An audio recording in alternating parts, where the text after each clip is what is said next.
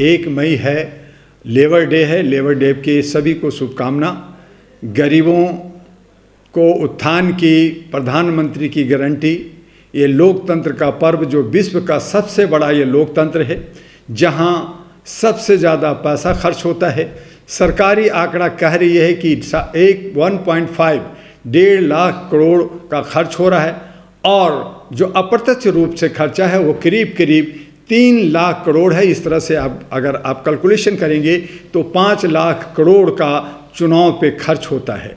ऐसी हालत में देश के प्रधानमंत्री ये गारंटी दे रहे हैं कि मैं हूँ तो मुमकिन है, मोदी है तो मुमकिन है, और वो बिना चुनाव के कहते हैं कि 400 पार। तो मैंने कई बार कहा कि अगर आप 400 पार हैं, 500 पार हैं, 600 पार हैं, तो चुनाव किस बात का।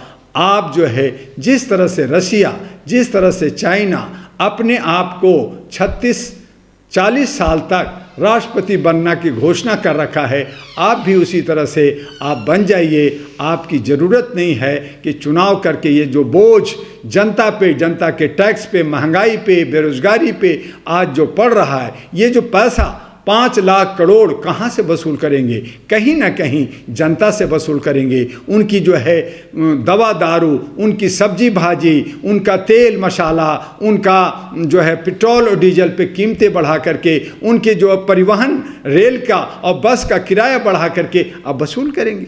तो इस तरह से आपकी गारंटी महान है। आपने देश को बहुत ही विकास करने की बात की है। जैसे जापान का टोक्यो, पेरिस और लंदन और न्यूयॉर्क में पैसा महंगा परिवहन है और खाना महंगा है, उसी तरह से देश को आगे बढ़ाना चाहते हैं कि जो कृषि प्रधान देश है, जहां 10 रुपये में अपनी रोटी खा सकता है, वहां पे उन्हें 1000 रुपये में रोटी खाना पड़ा। तो क्या फ़र्क पड़ता है? मोदी है तो गारंटी है, वो 81 करोड़ को चावल दे रहे हैं तो सबको खाना भी खिला देंगे। केजरीवाल जो है बिजली दे रहे हैं, पानी दे रहे हैं, बाकी लोग कपड़ा भी दे देंगे, और हमारा प्राकृतिक हवा और पानी तो मिल ही रहा, वो भी अगर ये सब दे ही देंगे तो जनता को कमाने की ज़रूरत नहीं है। गारंटी ही गारंटी है। तो इस गारंटी की हालत में आज जनता कह रही है कि मोदी ही आएगा, तो हमें दुर्भाग्यपूर्ण कहना पड़ता है कि जय हो जनता की, कि जनता की सोच की, कि जो मार खा रही है, उत्पीड़न और शोषण में दबी हुई है, जिनकी आरक्षण छीना जा रहा है, जिनकी मंगलसूत्र छीना जा रहा है,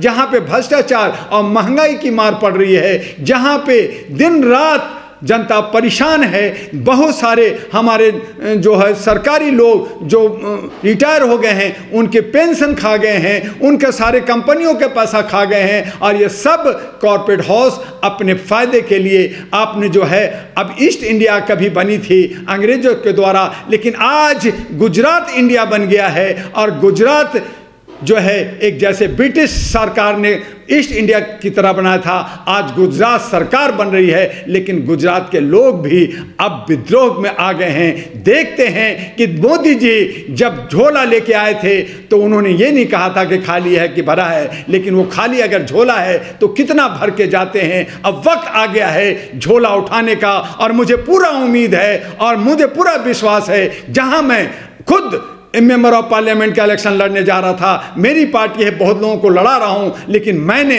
12 जनवरी 2023 से कसम खाया कि बीजेपी को हराएंगे, और इसके लिए भारत के कोने कोने में भ्रमण कर रहा हूं। हो सकता है मैं चुनाव ना लड़ूं, लेकिन बीजेपी को जरूर हराऊंगा और भारत के अंदर बीजेपी को भगाऊंगा। और जब बीजेपी भागते हुए नजर आएगी तो मैं देखना चाहता हूं कि वो अपनी बीबी जाके अपने बीबी का जो गारंटी दिया था मंगलसूत्र का, उनको जो है 7 फेरे लिया था, क्या वो निभाते हैं? जनता का वादा क्या निभाएंगे? पहले अपने घर का वादा निभा दें, तो मैं मान लूंगा कि वो सही व्यक्ति हैं। फिर मौका मिलेगा, जनता देगी, लेकिन आबर 2024 में उन्हें जाना होगा। और जो लोग आएंगे, अगर वो भी जो वादा दिया है वो अगर शपथ नहीं भरते, एफिडेविट नहीं भरते, और अगर जनता पे खड़े नहीं उतरते, तो उनको भी पकड़ पकड़ के धोबिया घाट में पीटा जाएगा। और इसके लिए डॉक्टर दुआ ने आज 1 मई लेबर डे पे आपसे कहता है कि हमने जो है लोगों के हक अधिकार और आर्थिक आज़ादी और सामाजिक भागीदारी के लिए अहरा नेशनल पार्टी लेके आ रहे हैं, जो मानवीय मूल्यों पे काम करेगा और सभी राज्यों में लड़ेगा। अब वक्त आ गया है, बदलाव का वक्त आ गया है, नौजवानों को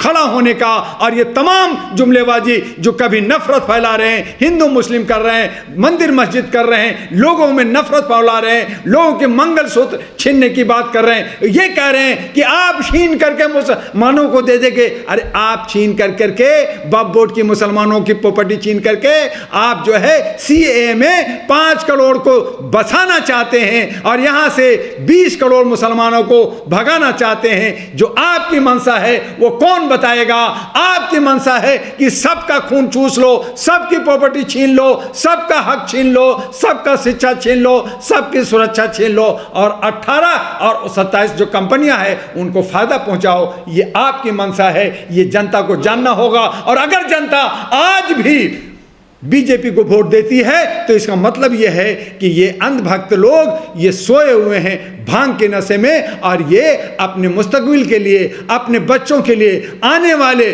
भविष्य को अंधकार में डालेंगे और यही मुजरिम होंगे। फिर मैं मोदी जी को जय कहूँगा और मैं कहूँगा कि जनता तुम जो चाहता था वही तुम्हें मिला है। अब तुम्हें रोने का और धोने का, और 5 साल जंतर मंतर पे, रामलीला ग्राउंड पे आप आवाज़ उठाने जाओगे तो वहाँ मैं कहूँगा तुम मूर्ख लोग घर जाओ। तुम जो आवाज़ उठा रहे हो, जो हक अधिकार का जब वक्त मिला था वोट देने का, तो तुम कहाँ थे? ये मैं आज ही आवाज उठा रहा हूं कि ये मेरे दोस्तों अभी भी तुम्हारे पास वक्त है, 3 4 5 चरण बचा है। तुम अपने इंडिपेंडेंट छोटी पार्टियां, आप अपनी पार्टियां, और अगर कोई आपको पसंद नहीं है तो नोटा दबाओ, लेकिन बीजेपी को वोट मत दो।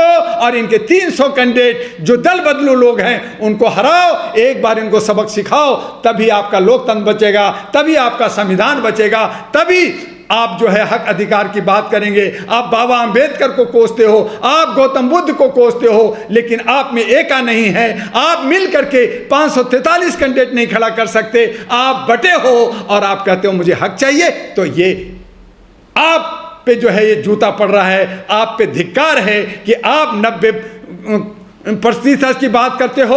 आप 110 और 120 करोड़ की आबादी अपना समझते हो और उसमें 543 आपके पास नहीं है, तो 10% आपको तो लेगा, क्योंकि वो दबंग है, उनके पास पैसा है, वो खर्च करते हैं। तुम घूमते रहते हो, दूसरा कोई पार्टी देगा, कोई पैसा देगा, मैं नेता बनूंगा। तो इस तरह की जो सोच रखने वाला देश को आगे नहीं बढ़ा सकता। हमें नौजवानों को आगे बढ़ना होगा और कम खर्चे में जो भी संसाधन है उस पर हमें अपने लोकतंत्र और संविधान को बचाना हो। जर्नलिस्ट महोदय जो बीजेपी में फिट कर गए हैं वो दल बदलू लोग हैं, जो कुर्सी के ललायत हैं। उनको सिर्फ सत्ता चाहिए, उनको किसी तरह का समाज और देश से लेना देना नहीं है। ये सब के सब जो है देशद्रोह लोग हैं, जो ये सिर्फ मलाई खाना चाहते हैं, और ये जो है मौके प्रस्त लोग हैं। और यही लोग आज अगर बीजेपी हारेगी तो ये भागेंगे दूसरी पार्टी में। तो ये दल बदलू सिस्टम नहीं होना चाहिए, इस पे बैन होना चाहिए। और कहीं ना कहीं चाहे वो बीजेपी हो, चाहे कांग्रेस हो, चाहे क्षेत्रीय और पार्टियां हो, सभी एक ही ताली के चट्टे बट्टे हैं। यही 10-12 लोग गैंगस्टर हैं जो मिल करके एक दूसरे को लूट रहे हैं। जरूरत आन पड़ी है एक नया विकल्प का, जरूरत आन पड़ी है एक नया सवेरा लाने का। और उसके लिए अहरा नेशनल पार्टी एएनपी,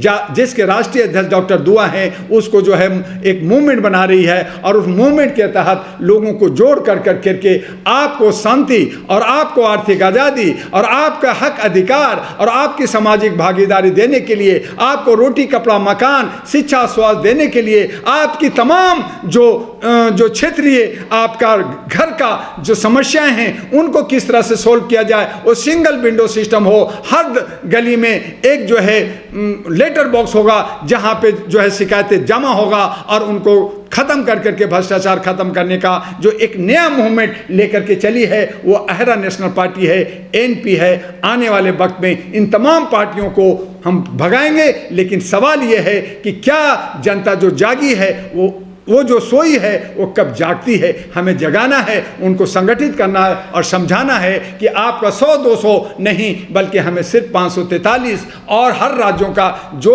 विधायक का जो संख्या है उनको हमें पूरा करना है।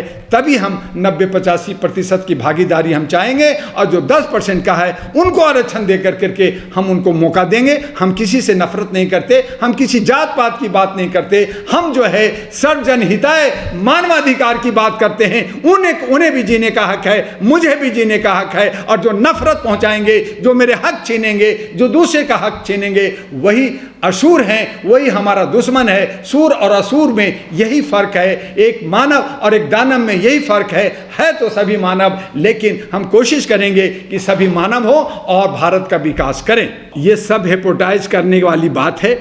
ये जो है भविष्यवाणियाँ करते हैं। तो मैंने कई बार आप लोगों के वीडियो में कहा कि जब ये 400 पार, 500 पार, 600 पार की बात कर रहे हैं तो फिर चुनाव मत करो ना बाबा। जब आपकी 272 में ही सरकार बन रही है, 400 पार आप हो रहे हो, तो फिर चुनाव की जरूरत ही नहीं है।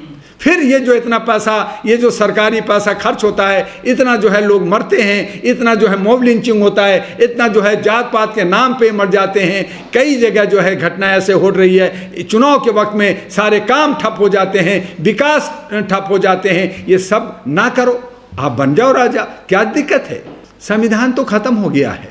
मेरे जर्नलिस्ट महोदय बचाने की बात कर रहे हैं, यहाँ तो खत्म। हमें ये तो बताइए कि जो 282 केजी का जो संविधान, जो कई हजार पेज की संविधान, जो ओरिजिनल संविधान कहाँ है? आपने देखा? हमने तो नहीं देखा। आप भी कहीं देखा है तो दिखा दीजिएगा फोटो खींच के।